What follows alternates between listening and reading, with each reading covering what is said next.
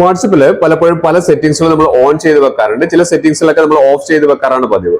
പക്ഷേ ഞാൻ ഈ പറഞ്ഞുതരാൻ പോകുന്ന ഈ ഒരു സെറ്റിംഗ്സ് നമ്മൾ ഓൺ ചെയ്ത് വെച്ച് കഴിഞ്ഞാൽ നമുക്ക് ചിലപ്പോൾ ഒരു മുട്ടൻ പണി വരാനുള്ള സാധ്യതയുണ്ട്. പലർക്കും അതൊരു സംശയമാണ്, ഇത് ഓൺ ചെയ്ത് വെച്ചതിന് ശേഷമാണല്ലോ ഇങ്ങനെ വന്നതെന്നുള്ളത്. അതുകൊണ്ടാണ് ഞാൻ ഈ വീഡിയോ ചെയ്ത് വീഡിയോ മുഴുവനായിട്ട് കണ്ടാൽ നിങ്ങൾക്ക് കാര്യം മനസ്സിലാവും.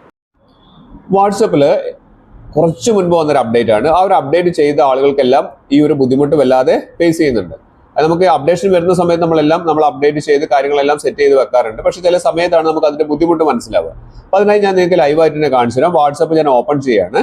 വാട്സപ്പ് ഓപ്പൺ ചെയ്ത് കഴിഞ്ഞതിന് ശേഷം ഇവിടെ ഫ്രണ്ട്സിന്റെ ഒക്കെ പ്രൊഫൈൽ ഇവിടെ കാണുന്നുണ്ട് അല്ലേ. അപ്പൊ നമുക്ക് ഏറ്റവും മുകളിൽ ആ 3 ഡോട്ട്സിലാണ് നമുക്ക് സെറ്റിംഗ്സ് വരുന്നത്. ആ 3 ഡോട്ട്സിൽ ഒന്ന് ക്ലിക്ക് ചെയ്യുക. ചില ആളുകൾക്ക് അവിടെ പ്രൊഫൈൽ ഐക്കൺ ആയിരിക്കും ഉണ്ടാവുക. ഇവിടെ 3 ഡോട്ട് കാണുന്നവർ അവിടെ ക്ലിക്ക് ചെയ്തതിനു ശേഷം സെറ്റിംഗ്സ് എടുക്കുക. ആ സെറ്റിംഗ്സ് എടുത്തു കഴിഞ്ഞാൽ നമുക്ക് ഇവിടെ താഴേക്ക് വന്നു കഴിഞ്ഞാൽ പ്രൈവസി എന്ന് പറയുന്ന ഓപ്ഷൻ കാണാൻ സാധിക്കുന്നുണ്ട്. അതിൽ ബ്ലോക്ക് കോൺടാക്ട്സ് ഉള്ള ഓപ്ഷൻസ് അതിലാണ് ഉള്ളത്. അപ്പോൾ പ്രൈവസി ക്ലിക്ക് ചെയ്ത് കഴിഞ്ഞാൽ ഇവിടെ നമുക്ക് താഴേക്ക് സ്ക്രോൾ ഡൗൺ ചെയ്ത് വരുമ്പം കുറച്ച് നല്ലപോലെ താഴേക്ക് വന്നു കഴിഞ്ഞിട്ടുണ്ടെങ്കിൽ ഞാൻ ഈ പറഞ്ഞിരിക്കുന്ന ഒരു ഓപ്ഷൻ ഇവിടെ കാണാൻ സാധിക്കും.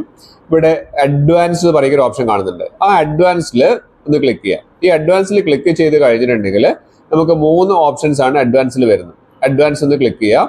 ആ അഡ്വാൻസ് ക്ലിക്ക് ചെയ്ത് കഴിഞ്ഞാൽ നമുക്ക് വരുന്നത് ബ്ലോക്ക് അൺനോൺ അക്കൗണ്ട് മെസ്സേജ് പറയുന്ന ഓപ്ഷൻ. നമുക്ക് പരിചയമില്ലാത്ത നമ്പറിൽ നിന്ന് നമുക്ക് മെസ്സേജ് വരുന്നത് നമുക്ക് ഇത് ഓൺ ചെയ്ത് വെച്ചാൽ ഒഴിവാക്കാൻ സാധിക്കും.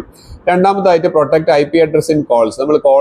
നമ്മുടെ കോളുകൾ ഇതേപോലെ ഹാക്ക് ചെയ്യുന്നതിന്റെ പ്രശ്നങ്ങളൊക്കെ അതുവഴി ഒഴിവാക്കാം. നമ്മുടെ ഡിസേബിൾ ലിങ്ക് പ്രിവ്യൂസ് പറയുന്ന ഓപ്ഷൻ കാണിക്കുന്നുണ്ട്. ഇത് ഓൺ ചെയ്ത് വെച്ച് കഴിഞ്ഞിട്ടുണ്ടെങ്കിൽ നമുക്ക് അയച്ചിരുന്ന പല ഫ്രണ്ട്സും നമുക്ക് അറിയാത്ത ഫ്രണ്ട്സൊക്കെ അയക്കുന്ന മെസ്സേജുകളൊക്കെ ലിങ്കുകളൊക്കെ ക്ലിക്ക് ചെയ്തിട്ട് നമുക്ക് വേറെ വെബ്സൈറ്റിലേക്കൊക്കെ പോകുന്ന ഒഴിവാക്കാൻ വേണ്ടിയിട്ടാണ് നമ്മൾ ഇത് ഓൺ ചെയ്യാൻ പറയുന്നത്. പക്ഷെ ഇത് ഓൺ ചെയ്ത് വെച്ച് കഴിഞ്ഞാൽ, അതായത് ഈ ഡിസേബിൾ ലിങ്ക് പ്രിവ്യൂസ് ഓൺ ചെയ്ത് വെച്ച് കഴിഞ്ഞാൽ ഒരു ബുദ്ധിമുട്ട് എന്താണെന്ന് ഞാൻ നിങ്ങൾക്ക് ലൈവായിട്ട് കാണിച്ചു തരാം. ഞാൻ ഇവിടെ ഓൺ ചെയ്ത് വെച്ചിട്ടുണ്ട്. ഓൺ ചെയ്ത് വെച്ചിട്ട് ഞാനിവിടെ കാണിച്ചു തരാം.